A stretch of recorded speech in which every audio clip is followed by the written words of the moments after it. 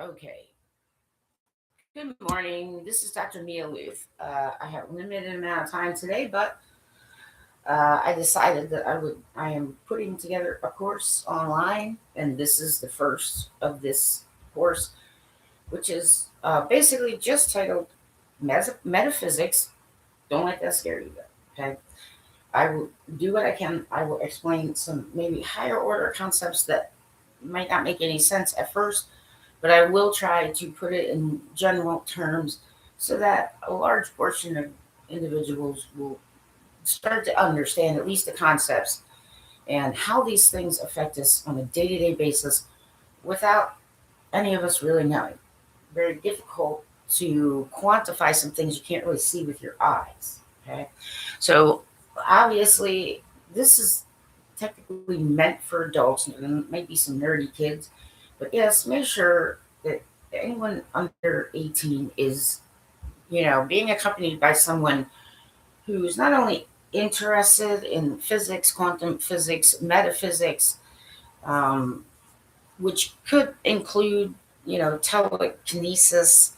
It could include telepathy. It could include a variety of, topics, but it will also be in some comparison and how physicists came about understanding the Higgs boson particle, which was also affectionately called the God particle, and how they went about maneuvering a situation where they could actually find it and build equipment that could sense its presence. So can't see it with their own eyes, right? Some of this, you know, it's meant to be general, right? So I'm not trying to get very specific, and some of it might not be the exact perfect terminology because this is general, this is basic, this is your just everyday kind of situation. It's also meant to educate, but to let people sort of understand, to be less, you don't need to be afraid of certain topics. Okay. Some science is hard, but some science is not hard. It's not that hard. It's just the way that it gets presented. And, um, you know, don't be afraid. Your words like telekinesis, okay? Or, uh, metaphysics in general. And a lot of spiritual people may actually experience these things, and the way that they interpret them may differ, all right? But from a strictly kind of scientific perspective, metaphysics, okay, is kind of like an overarching term for physics that humankind can't really touch and hold, okay, is not easily seen by human perceptive systems, but we know exists, okay? Now, those of you not familiar, right, you might need to look up a little bit about like the God particle or Higgs boson, but the, you know, I've been interested in theoretical physics just from the time I was a kid, mostly in applications of how, worldly applications and what some of these things mean when it comes to world religion, spirituality, uh, human ability that we might not know we have. People who sometimes might be seen as having a sixth sense or other situations like that. A lot of people don't know we have an energetic field. So we're actually bigger than our physical body. This is true for all humans, right? So I might be, 5'4". I know it's only like 3 or something, but it's 4. You know what I'm saying? I need every, centimeter I can get. But my actual body, the whole of me, part of me, is bigger. Okay, because my energetic field, my energetic signature extends out. Now there's people who may get a little weary when I say 3, 6, 9. Okay, don't run away. Give it a chance, please. All right. So our energetic field also is in a 369 situation. Right. Don't worry about that. I'm just saying 369 applies. All right. Someone is in your energetic field at 3 feet. Okay, that's more intense. Okay, this is like FM radio wavelengths. It goes a short distance, but it stays very strong until it just drops out. Right, 9 feet is like AM. Okay, so it goes a longer distance, but some things can get in the way and interfere, and it's not always. Right? And 6 feet is introductory safe.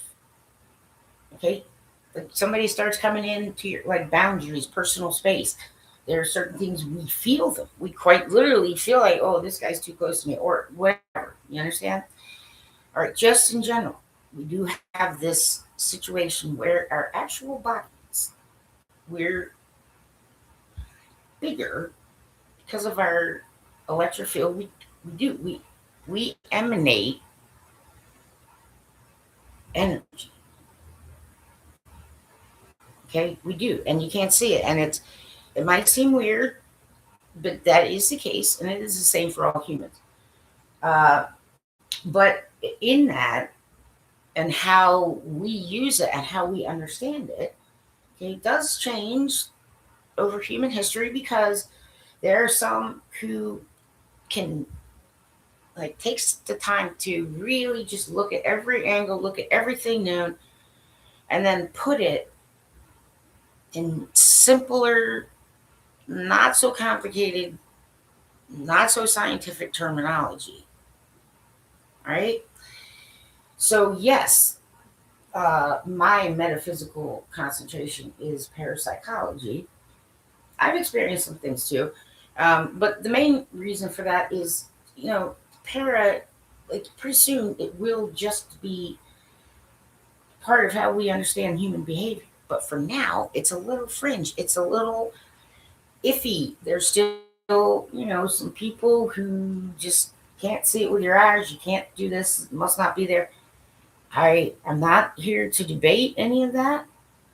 Okay, I'm just here to explain in simple terms that you shouldn't really be afraid.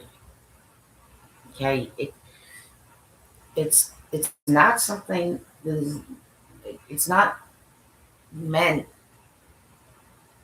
to like cause you headaches in your brain. Like I can't think about it. It's too much, which is okay. I mean, if it's too much, it's too much.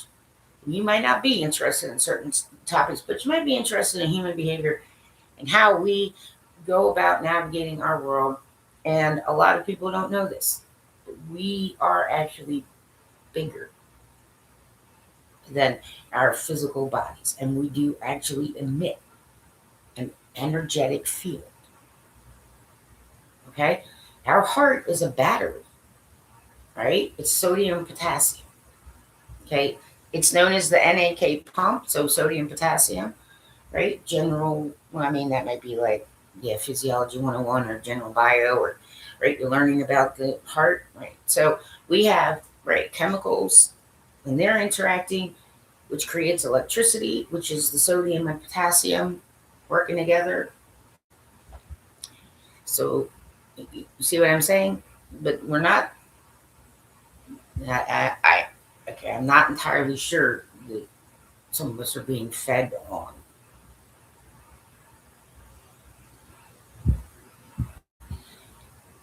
I can say that's probably not the case for, a certain group of humans, to be honest, right? And some share energy, so it, occasionally it's not like that's a bad thing. We just share it, right? Anyway, okay, because sometimes we know we can. If it starts getting to the point where, whoa, I'm getting really tired and I need to take a break. You might need to push them off. You might need to say, I can't anymore. I'm closing the door. I need, some time. I got some things to do. I don't have extra energy. You know what I'm saying? Okay. It's like helping someone along and in ways that just aren't physically seen by the eyes and are very hard with today's modern technology, even cutting edge, to have sensory systems that can put it like in a computer program so we can kind of see it. Okay. Uh, so this is just a basic description. Who I am, I'm Dr. Mia Luth. Right? I have degrees in, uh, I have AA degree in general studies and um, basic human physiology. Uh, and I forget the name of it. Like, yes, I think it was anatomy and physiology. I have a degree, I have a bachelor's degree in basic metaphysics. I have a bachelor's degree in psychology, and I have a bachelor's degree in animal behavior. I've also been nerding out and studying things that happen all over the world.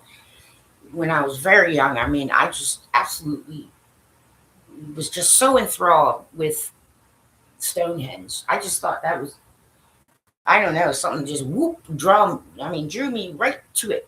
And at the time, it was thought that it was a calendar, and that could be the case. However, there are certain energetic signatures that are likely, if they could be monitored and right, would probably be different there than from any other part in the world.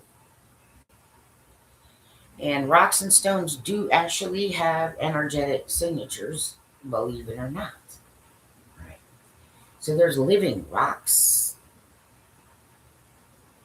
right? But I'm not going to get all into that right now. This is just a general information session. I'm creating a course on YouTube. Okay. I have the qualifications. I've done training.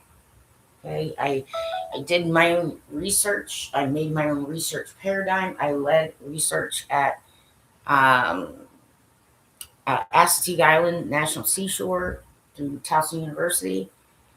And I am actually looking at a research paradigm to help some people understand certain concepts that do, in a lot of cases, fall under metaphysics. Okay. So I need a research grant. Sometimes it's difficult to get that, but I'm just putting it out there. But this I'm just putting out because it also, spiritually speaking, some of it is related. All right. And we may not understand all that. And that's okay if you don't, actually. That's perfectly fine. You're not expected to. Don't worry about it. All right. I'm just really pushing the point that all of us, little babies to our elders, and it's all kinds of humans. It doesn't matter where you were born. Okay. It is just one human race, people. And we're not racing each other, by the way. Some of you Hebrews took it the wrong way at first. I'm like, I love you guys, but what are you doing? Come on. Right. It's only the human race, everybody. Truth. Truth. Solid, honest truth. Just learn to accept that. It's just the human race. It's just all of us human. Right. And some of us, we have different skin colors and eyes look different and heights and so on and so forth. But we're all simply just humans. So this applies to every single human walking on this planet. We are all alike that way. All of us have an energetic field. So our body, okay, is actually bigger than what we see physically. Okay? So that's sometimes why we sense things. I mean, I understand. And a lot of us, we just trust it and we don't bother trying to, dig in or go down a rabbit hole or figure out the mechanism. It's okay. right? Some, you know, you might have some sort of little issue which has caused sort of a disturbance. It's like there's just a disturbance in the force, as in Star Wars. And it's okay, okay? There are ways, though, to maneuver to try to find where you might have like a little teeny tiny little tear, scar, little baby wound there that you can't see. Okay? So sometimes it's sort of just being around someone. And if you let them, like, if anybody sees this and you can just think in your head, I'm okay with Dr. Mia feeling my energetic field. Okay? Gentle, like, but this can happen from even far away. Okay? You just have to be okay with it. Also, you start feeling things you don't like, or you start understanding, like, okay, I'm not really comfortable with this. This is starting to hurt me. Whatever. You can say, okay, I'm not okay with it right now. And so you're closing that door. Right. You decide. You are the ones who decide.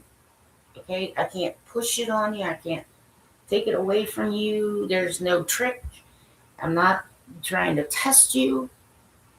Okay, I'm just feeling around your outside energetic field here.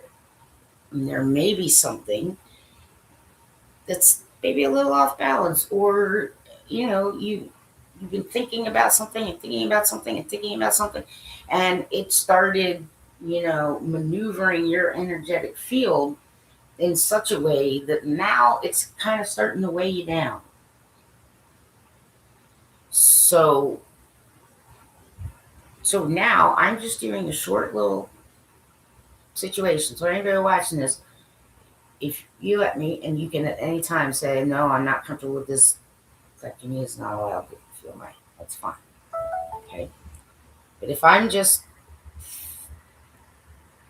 I'm allowed to, there might be something that I sense within your 3 feet. Okay. But that's very personal and up close in terms of energetic maneuvering. You understand? This is why you always want to make sure that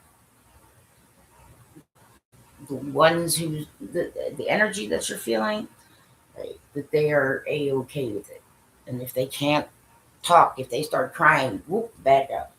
Okay, they might start crying tears of joy, but just to be sure, back off. Okay, I'm done. I'm closed. You understand? Do this. A lot of you working energy from far away aren't doing that. Okay, you have to close it out yourself sometimes. Sometimes they don't need to do that. Sometimes they're now realizing some things that aren't so bad, but some things that were worse than they thought, and so on and so forth. So you always have to close it.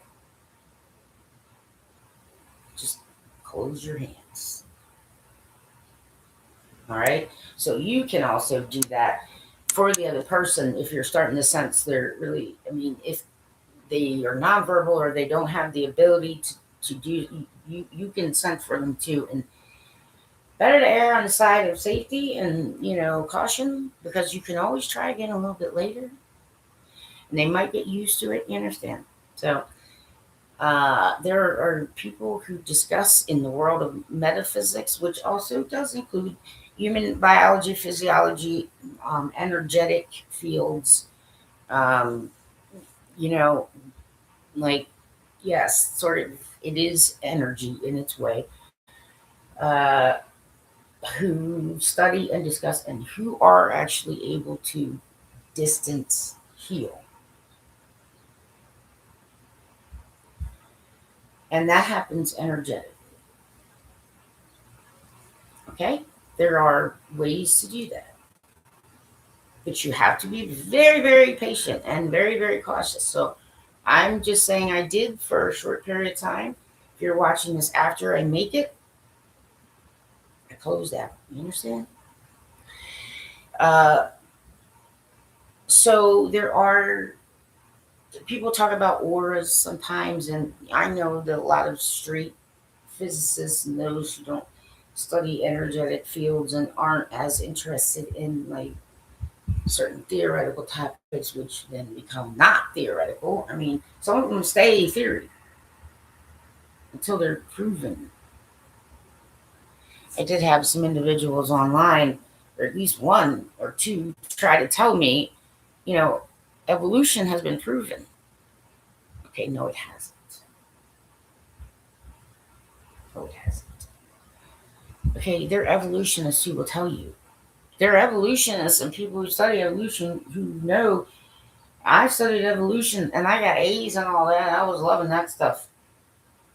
I'm allowed to study. But just because I studied it and learned it and try to understand how people think in the world doesn't mean I don't believe in God, okay? But in the US, you can't be all pushing that on people.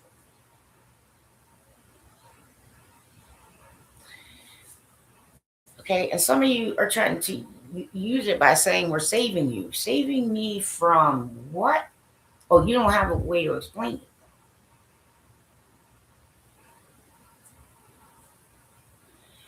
I mean, in the US, it's just my point. So you just look at just strictly science, you may be able to prove quantum existence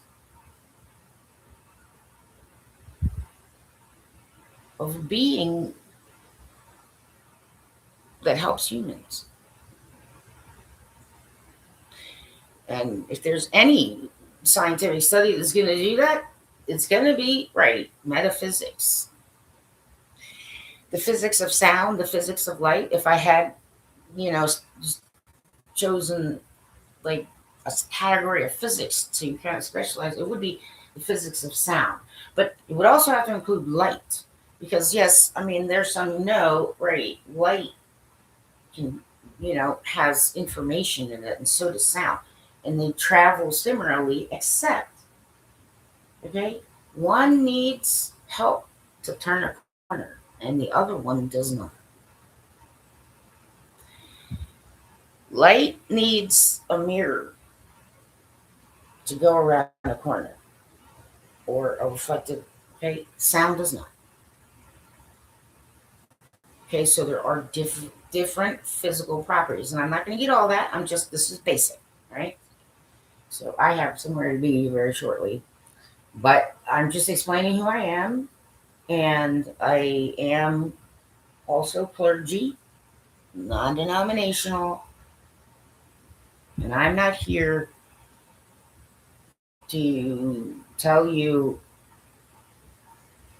what your spiritual belief should be. That's not why. Okay?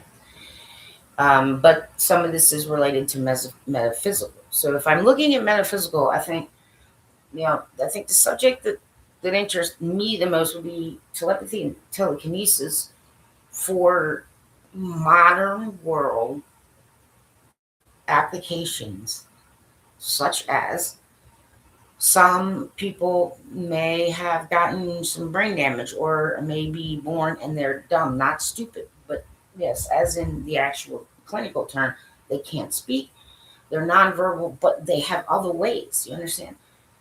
Ways to use telepathy to help those whose perceptive systems don't work like everybody else's, the general human public. You understand? They may not be able to move their arms and use sign language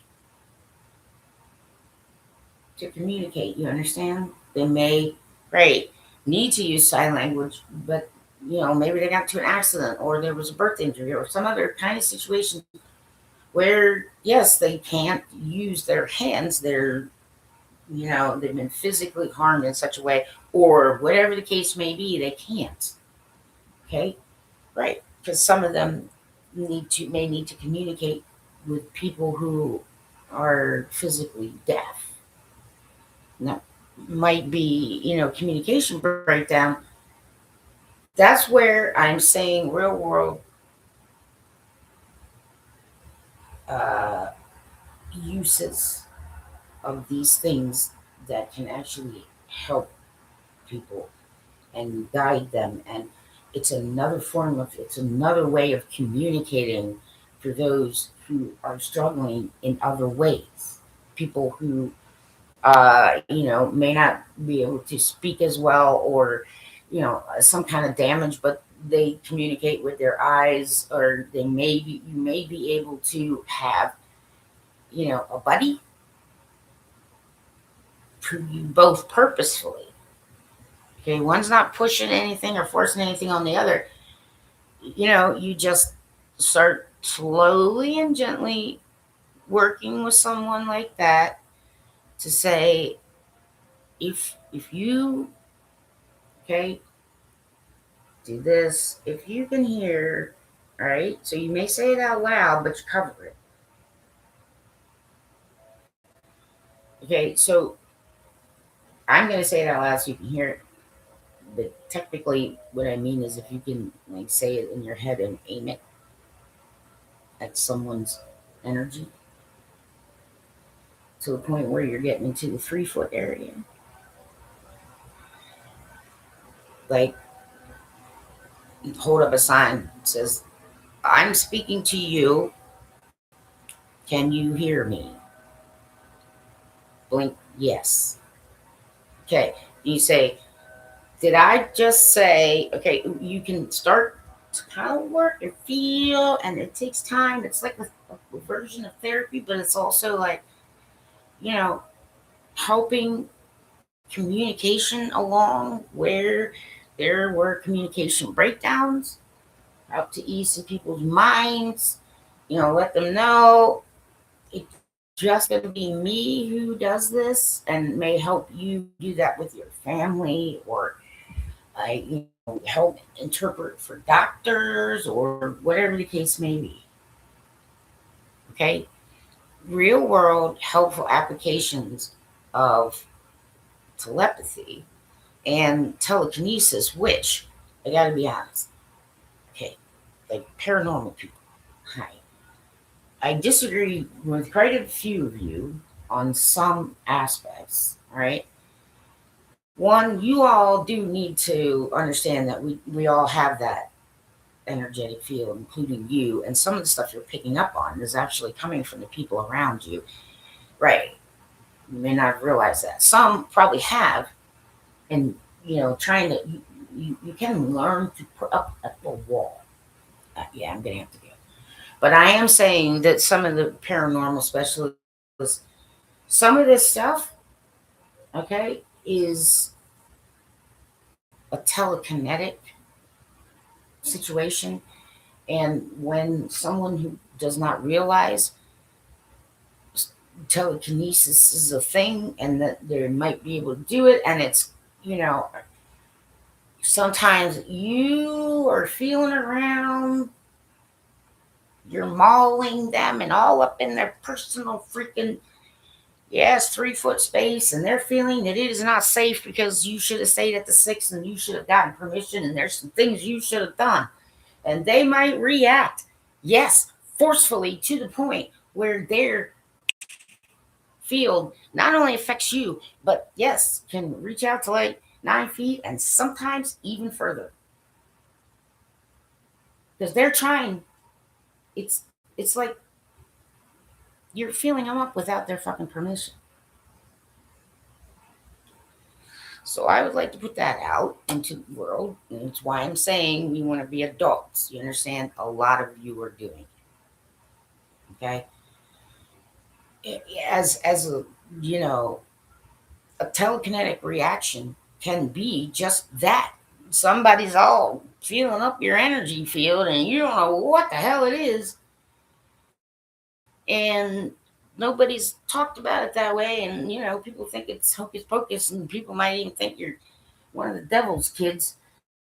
And so your your whole energy field feels like it's being attacked, and that can affect things in your environment. You can, yes, there's sometimes where it's like if something falls down in the corner, it's because somebody's energetic is trying to reach out. A lot of time that's happened because it feels like, you know, you didn't give anybody permission to be all, why do I feel like this and why am I? They can feel it. And so when you get into somebody's 3 foot area, I mean, that's private and that's intense and that's personal. And some of you just, feel up people all the time, including children. And I will shut you down if I have to. But in the general sense, metaphysics isn't something to be afraid of. Okay? It's just like any other kind of physics, gets studied. Why I mentioned the Higgs boson? Simply this. Okay?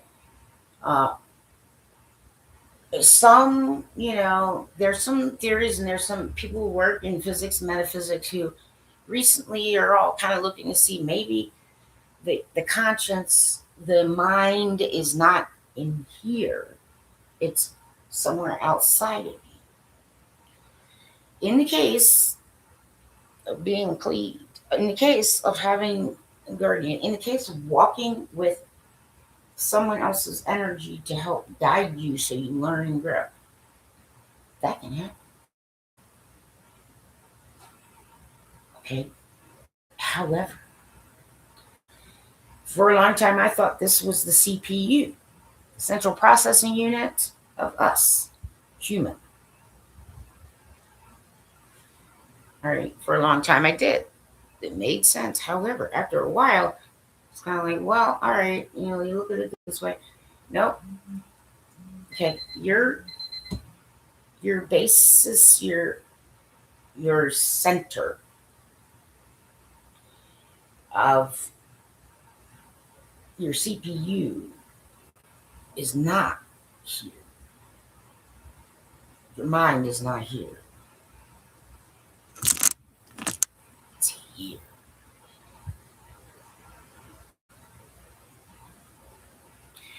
And there's more and more evidence of that. So some will feel like it's outside. Well, that is possible, okay? But it is not outside of your energetic core. There's really only two things that are happening, and some, okay, once they're aware that the mind, where it comes from, it's coming from inside. Sometimes you need to share and experience another's energetic field because they're stable and they understand, and you can kind of walk with them and you can kind of learn from them and you can start to stabilize yourself, and you then become aware that your mind isn't over there or in some central catalog somewhere, right? Your mind is here, not here. So this would be the software. Like, this is the hardware that contains all the software. But this is the driver. This is the one that sends. So that this makes all this stuff happen. And there can be disconnects. There can be damage that happens. Sometimes it's just completely incidental. And it's not that difficult to deal with. All right. So I'm gonna stop there. But I am saying I will take bits and pieces of the topics of metaphysics and put them in more layman's everyday kind of terms. Okay. And I'm going to try and keep it so it's a little more simple than some might think. It's just terminology and other things might, scare you off, or you might not understand English as well. This is just for basics, and the goal of it is to ease some people's minds about some unknown things that, you may have been told you should be scared of. Okay? And there are ways to understand it. That's what I'm trying to do. It's like, you don't have to be afraid of it, right? It is a field of study like it's in the category of physics. And a lot of spiritual people experience these things, but they don't quite know how to put it. And some attribute it to something that's outside, and that may not be the case. Okay? That's all I'm saying. So this is not about religion. Okay? This is about the fact that all human beings have an energetic field. That's all I'm saying. And you can't see it with your eyes. There may be ways, though, scientifically to show these things. So, at some point, I may put up some information that shows you this, but that's all I'm saying. That's the main purpose. And actually, I do have to go. I'm going to be late. But again, this is Dr. Mia Luth. This is all about metaphysics. I am making a course out of this. If you have questions, you can always jump in on chat if I go live, but you can also go down on the comment section. And, some questions, well, I will get to that, and I don't disagree, but I'm going to take certain small, gentle, little steps, okay? Because this is not meant, this is meant for most people to understand so that you're not so afraid of certain things. And sometimes they are known, it's just not known to you. A lot of people don't realize that our actual self is a little bigger than our physical body. That's why sometimes we feel icky around people, or right, we sense things like, and we don't understand what it is. And some will think it's coming from inside you. Maybe it is, maybe it isn't. There's ways to discern that. Okay? So, and I always say, just take a deep breath once. Hold it and